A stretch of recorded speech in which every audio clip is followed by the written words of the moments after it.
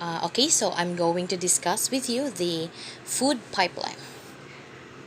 Okay, so the foods that we serve on our tables for us to eat has to undergo some processes where it came from the farmer, which serves as a producer, and to us, the consumers. So the producing enough food for us consumers to eat every day does not really came from a good way or a positive way, because not every day is abundant harvest or abundant production. So the biggest challenge that a producer can take is the post harvest practices, such as the pre processing, transport, storage, processing and packaging, and lastly to marketing. During these practices, there's what we call external and internal factors that affects the effectiveness of the post-harvest practices due to the lack of facilities or due to the lack of knowledge of some producer. So when we talk about food losses and waste, it this too has a potential effects on food security and nutrition through changes in four dimensions of food security. So it is in the food availability, access, utilization, and stability. So according to the Food and Agriculture Organization, globally there is around 14% of food produced is lost from the post-harvest stages itself.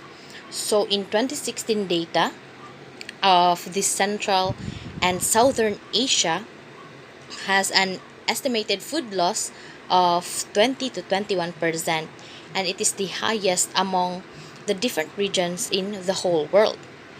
And also according to Gustafsson in 2011, the food losses in both industrialized or the developed country and developing countries, including us, the Philippines, it cost more than 40% of the food loss came from post-harvest and processing levels only. So according to Mupera 2016, the average post-harvest losses in the Philippines when we talk about the fruits is 28% and 42% to the vegetables.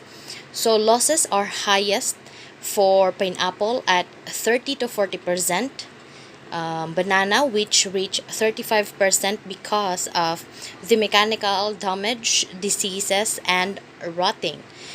Then 33% losses of mango due to uh, dehydration and diseases also. And then papaya lost 44% due to diseases and mechanical damage also. And in vegetables, cabbage losses were amongst the highest at 20 to 30% on the reason of transportation losses. Transportation losses because some cabbage has been damaged because of the storage inside the transportation or the truck. So garlic in the Philippines was 20 to 42%, so which is high compared to most other countries that produces garlic. Okay, so as a future agriculturist, my contribution will be the application of all the knowledge I have learned from those professionals who taught me the different kinds of practices or the proper practices and proper management of the post-harvest processing or processes. So I have been taught the different post-harvest processes. So this knowledge that I gain from them, I will gladly share this to those producers, which is the farmers, which has no idea or which has less knowledge when we talk about the post harvest processes. Learning something is so important and so is the sharing of knowledge. So the proper handling during the processing up to the packaging will be one of the things that I will improve by making sure to apply the right way or the proper way on the correct measurements, the correct to be able to increase the shelf life of a particular crop.